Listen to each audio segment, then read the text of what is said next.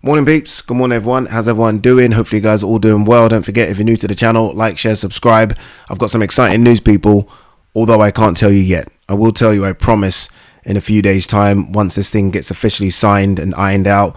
I did have a few conversations late last night and we are this close to announcing it. I do believe that all parties want to announce it officially next week, so I will let you guys know before it officially goes out, so you guys will be the first to know.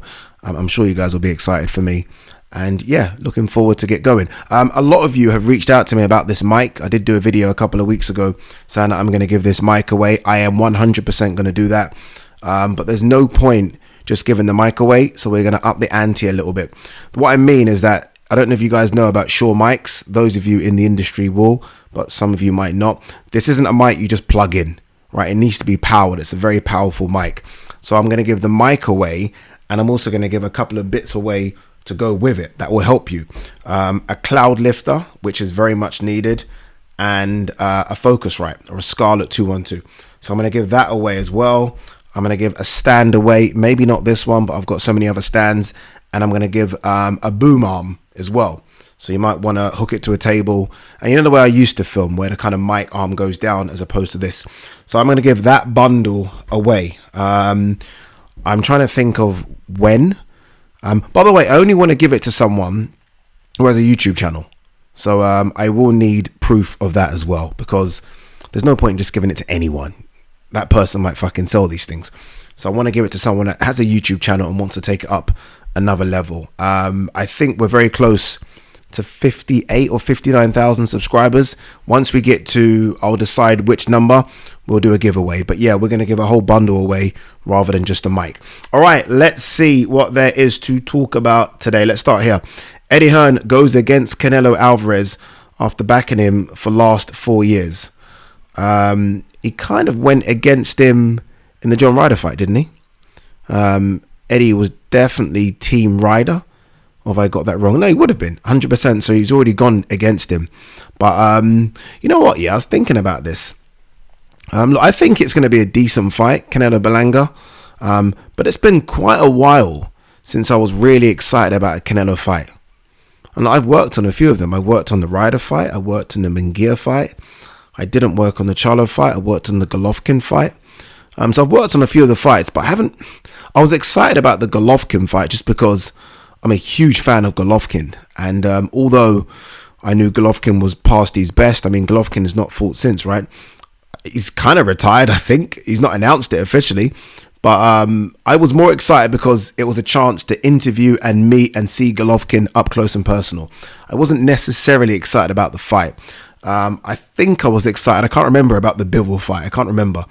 You know, I gave Bivol a great chance in that fight, and ultimately Bivol went and won. But it's been a long time since I've been excited about a Canelo fight. Like, my God, I can't wait to stay up and watch this. Like, it's been a while. A Benavidez fight would do that, and I know there's a weight discrepancy, but a Crawford fight would do that, I think, for everyone, just because of the intrigue. Again, look, I'm going to stay up because I'm a boxer fan and watch Munguia. I'm going to watch the fight. Sorry, Belanga. I'm going to watch it, but not really excited about it. And I wonder if this is reflected in the numbers. Like, I don't know what kind of pay-per-view numbers Canelo does anymore, but I just wonder if people have decided to kind of like not be as invested as they once were with Canelo. Look, Canelo don't give a shit. He's fucking done what he needed to do, right? This guy, I mean, I don't know what he's got financially, but it's over $500 million, put it that way. So I don't know if he cares as much. But yeah, I was just thinking, it's been a while. It's been a while. Like, even when Mayweather was coming to the end, like, I wasn't necessarily excited about Mayweather's opponents, like Andre Berto and Guerrero and Victor Ortiz. But Mayweather always kind of teased you in because of the 24/7. Like, you always felt like you were invested in the fight because he kind of got you invested because of the lead up to the fight. Obviously, you don't get that with a Canelo. You don't really. I think the last time you kind of got that with a Canelo was the Caleb Plant fight, because Caleb Plant pissed him off and we saw him give Caleb a little two-piece, didn't we, at the press conference. That was kind of the last time. So, yeah, just thought about it. WBO orders rematch between Rafael Espinoza and Robeisy Ramirez. Yes, please. Yes, please. That was one of the fights of the year back in 2023. And I wouldn't mind seeing that again. So yeah, normally I hate that kind of stuff, like order a rematch. But in this instance, yes, please. Why not? Make pay-per-views free to combat piracy. Ultimately, it's the only way. It's the only way. Like, there's no other way. There isn't, is there? There's no other way. And I guess DAZN entered the market thinking that way as well. But smarter people than us at DAZN decided, okay, this ain't working because we financially can't afford it. I feel like the money has to go down. Like, that's what it is really, isn't it? I mean, I hate saying this because I think fighters should get paid as much as humanly possible because of the dangers of the sport. But I think the bar's been set so high in what the top fighters get paid that the only way you can pay them is by putting on a pay-per-view. It's the only way. So once that top figure comes down, then you might have a chance. Then you could maybe not do pay-per-view and afford to pay the fighters. I don't know. It's difficult. Or do what Turkey's doing, which is lower the pay-per-view price. Like, I do think if the pay-per-view price gets lowered in America, because it's quite low here anyway. I know you might scoff at that, but £20, £25 compared to the States where it's $80, $100 is a big difference. If it gets lowered in America, it's a bigger impact. If it gets lowered here by £5, I still don't know if it will make an impact because I don't think people will think, okay, I'm going to buy it now because it's 20 quid as opposed to I would have illegally streamed it because it's 25. Do you know what I mean? But in America, if it's like $90 and all of a sudden it's gone down to 20, I think that really does change the mindset. So yeah, we'll see what happens. Eddie Hearn considers Devin Haney's next fight crucial and doesn't believe Terence Crawford will box again. All right, where should we start with this one? Let's start with the Terence Crawford will box again. I've spoken about this quite a few times in videos after the Crawford fight against Madrimov. And my take on it is if Crawford doesn't secure the Canelo fight. Look, there's a couple of things here. Look, I think if he doesn't secure the Canelo fight, Eddie could be right. Eddie could be right because there are no attractive, exciting fights to have at 154 or 160. There isn't. Don't say Virgil. Don't say Fundura. Don't say Spence rematch. There isn't. The only one that was attractive, if it wasn't Canelo, was Jermell Charlo. If Jermell Charlo had that Canelo fight, which he did obviously, and he came back and he won one, and he still, cemented himself as the number one in the division at 154, or even had a fight at 160, then okay, there's something there, there's heat there. It would have been interesting, intriguing. Apart from that, there's nothing. There isn't. The only issue, if you're Crawford, is like Crawford's made some money, but Crawford's only recently started making big bag recently. I'm guessing he made some good money against Sean Porter. I'm guessing he made good money against Avanesian. I was thinking about Kell Brook there. I don't know if he made any good money against Kell. Obviously the Spence fight, Madrimov. So he's only recently started really making big bag. So for him, I guess there is a bit of catch up, right? And right now, he's still in shape. He's still an incredible fighter. He's still arguably the best fighter in the world. It could be a case of, okay, I need to fill my boots. I need to fill my boots because I've not been able to do it before. So he might just, although he won't get excited for these fights, he might just think, just give me someone at 154 in February, because there is that date available. I've seen it now. The 22nd of February, there will be a Riyadh season card, and it's most likely to be headlined by Crawford against ? Because, like I said, Crawford hasn't made big bag, and all of a sudden he's in a situation where he can make big bag every fight until he retires. Now, the reason why I am with Eddie here is I don't understand removing the monetary aspect. I don't understand the want from him anymore. Like, you're a 4-weight world champion, you're a double undisputed, you will go down as one of the greatest fighters. You have made some money. You've made some money. Again, big money in the last couple of fights. Like, maybe that's it. Maybe that's it.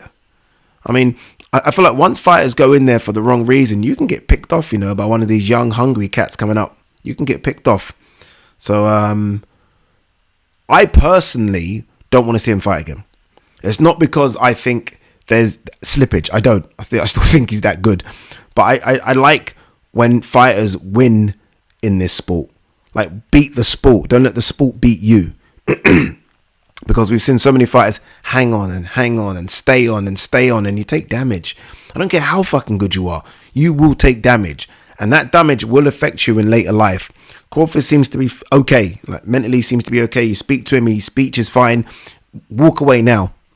Walk away before the sport does you some damage. Because he will come up against some big 154 or 160 guys that can punch. Like, Madrimov touched him a few times. And Madrimov is big and he's strong, and they take effect. All right, Devin Haney's next fight crucial. Yeah, just because of the beating he took against Ryan Garcia, removing him, regardless of the fact that Ryan Garcia was on something, he still took a beating. He took a beating in that fight. And you can't have many of those. You can't. So yes, for that reason, his next fight's crucial because he can't take a beating again. But I guess what Eddie's referring to, and probably the most important reason, is, are you still that guy? Are you the guy that demands 2, 3, 4, 5 million a fight? Are you the guy that's going to move the needle pay-per-view? Are you the guy that's going to sell out arenas? If you are, you have to look spectacular in your next fight. If there's any sign of slippage, then you can't demand that kind of money. You're not going to be a pay-per-view attraction. You're not going to sell out arenas. That's the thin line. Like, because Devin, I don't know if Devin is a superstar in terms of ticks all those 3 boxes I just mentioned, but he's very close. You lose again, you're not that guy. Unfortunately, that's the way it works now. People's memories are very short.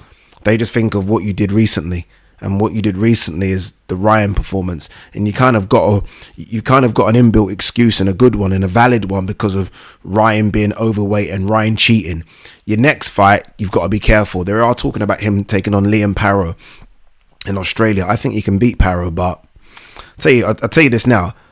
Parrow ain't no Cambosos. Parrow's solid. We saw Parrow go to fucking Puerto Rico and beat Matias, who everyone was calling the boogeyman. Rightly or wrongly, people called him the boogeyman, and Liam Parrow went over there and beat him up. So Parrow ain't a joke. Parrow is the real deal. So they've got to think very strongly and wisely before taking that fight. Very strongly and wisely.